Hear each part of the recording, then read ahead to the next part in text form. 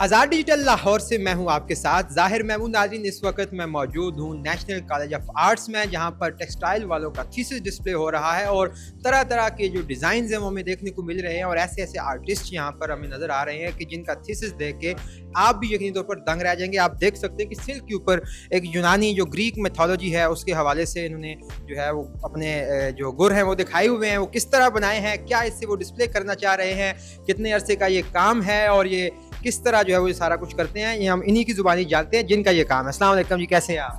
I am good अल्हम्दुलिल्लाह। क्या नाम है आपका? अब्दुल्ला। अब्दुल्ला साहब, ये जो आपने डिस्प्ले किया हुआ, ज़रा इसके बारे में हमें कुछ बताएं कि ये क्या है? Sure. I am basically a painter. I paint on fabrics. So I'm trying to capture body movements in my paintings, as Greeks used to do in their sculptures. So Greeks mythology में sculpture में movement capture करना was a rare thing. So I try to do that. And when I'm talking about movement, I talk about more than just physical movement of your eye in an art piece. I'm talking about more than that. I'm talking about some social movements, like movement of self-expression. I'm talking about queer movements. So, I'm talking about the censorship that we have to face in this country, sadly. That's why I've draped them with a sheer fabric. You know what's there, but you can see through it. So, मेरा काम इस चीज़ से related है. मेरा काम censorship पे है. मैं उस बारे में बात कर रहा हूँ. So, when you see here this green part, this is that moss. moss drastic environments में भी अपने आप को like multiply कर सकती है. It can grow. It has a free will. So I can resonate with that, and this is that little light of hope that this part would get colored someday. अच्छा, मुझे ये बताइए कि ये जो आपने फैब्रिक यूज़ किया है, ये कौन सा फैब्रिक है और इसके ऊपर जो आपने इतना बारीकी से काम किया है, ये किस चीज़ के साथ किया? कोई लेड पेंसिल है या कोई और चीज़ है? This is basically painting. This is paint, fabric paint with like acrylic based medium है सारा. और ये मैंने जो फैब्रिक चूज किया है, actually I wanted myself and my work to be very transparent. So that's why I used this pure nylon mesh. This is very see-through. This is the finest mesh you can get in nylon.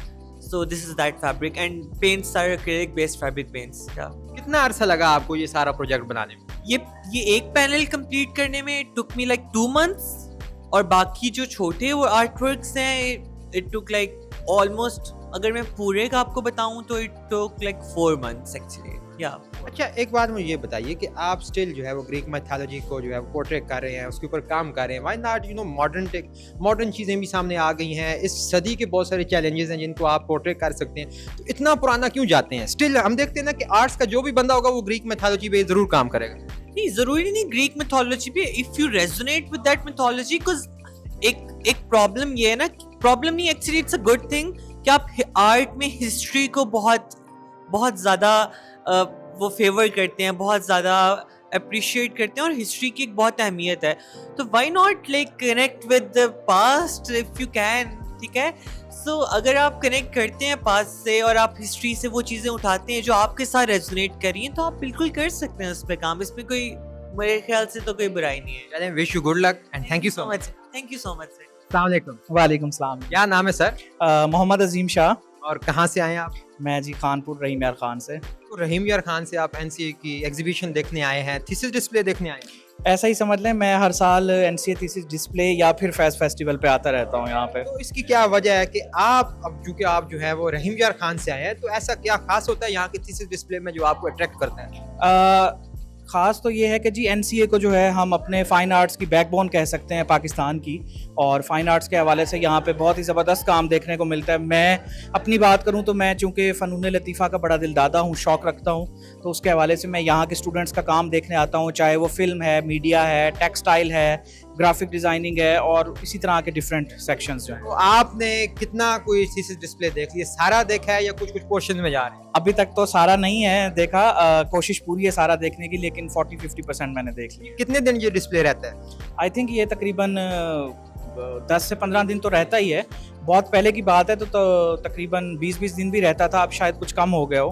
तो अच्छा, मुझे ये बताइए कि ये जो यहाँ पे बच्चे डिस्प्ले लगाते हैं अपना थीसिस का, इनसे आपको क्या चीज़ जो है वो मिलती है कि जिसके लिए आप यहाँ पे स्पेशली जो है वो टूर करने आते हैं? इसमें बहुत से नए आइडियाज़ मिलते हैं, क्रिएटिविटी के हवाले से बहुत कुछ मिलता है. मैं क्योंकि एक राइटर हूँ, एक ट्रैवलर हूँ, तो मुझे कुछ कहानियाँ मिलती हैं और पाकिस्तान का एक नया चेहरा देखने को मिलता है, एक आज़ादी सी महसूस होती है।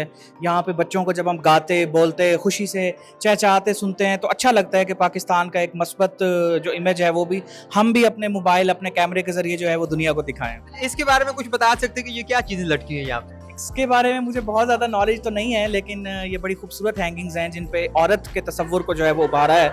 आप देखें कि इसमें मुख्तलिफ किस्म की औरतें बनी हैं, कुछ ने दुपट्टा लिया हुआ है, कुछ बगैर दुपट्टे की हैं, कहीं पे उनके नाक, कान, हाथ, अंगूठियाँ नज़र आ रही हैं। तो ये एक तरह से औरत के अंदर की जो नुस्वानियत है मेरे ख्याल में, ये उसको पोर्ट्रेट किया गया, उसको उभारा गया। जी, thank you so much. Welcome people। अस्सलाम वालेकुम। वालेकुम सलाम। क्या नाम है आपका?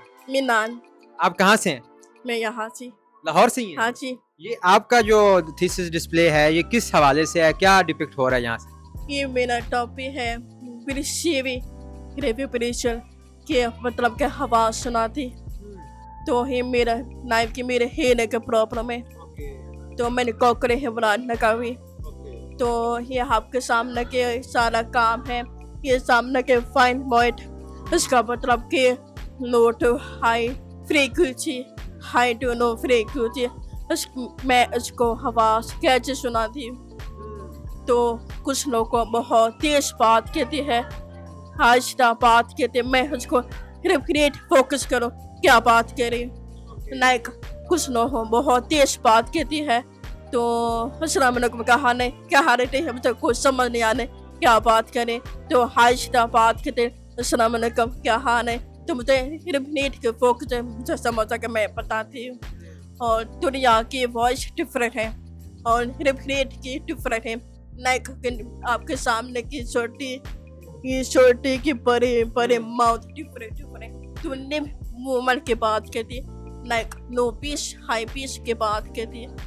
ये मेरे आप कह सकते हैं कि ह्यूमन बॉडी के साथ जो फ्रीक्वेंसी है वॉइस की, उसको जो है आपने डिस्प्ले की। जी तो वॉइस किसको वॉइस की शांति हो, मतलब कि मैं अम्मा पापा के बात के तो मुझे शांति हूँ कि वॉइस के सारे टुफरे के बात कहती हूँ। ये तो ये आपका कौन सा जो है वो डिसिप्लिन है जिसके लिए आपने ये थीसिस डिस्प्ले किया है, किस में आपने जो है वो किया है ऑनर्स? ये मेरे मैंने यहाँ शुरू में लाइक के आप किसान के बात कहती है, मतलब कि दुनिया के मोहम डिग्री कौन सी आपकी? जी ये थीसिस डिस्प्ले किया है, डिग्री कौन सी आपकी? कि ये मैंने के प्रोग्रेड काम किया, ये साले के फोटोशॉप वगैरह सारे, फिर उसके बाद में मैंने बैठ के ब्रेक करवाने टेस्ट हॉल।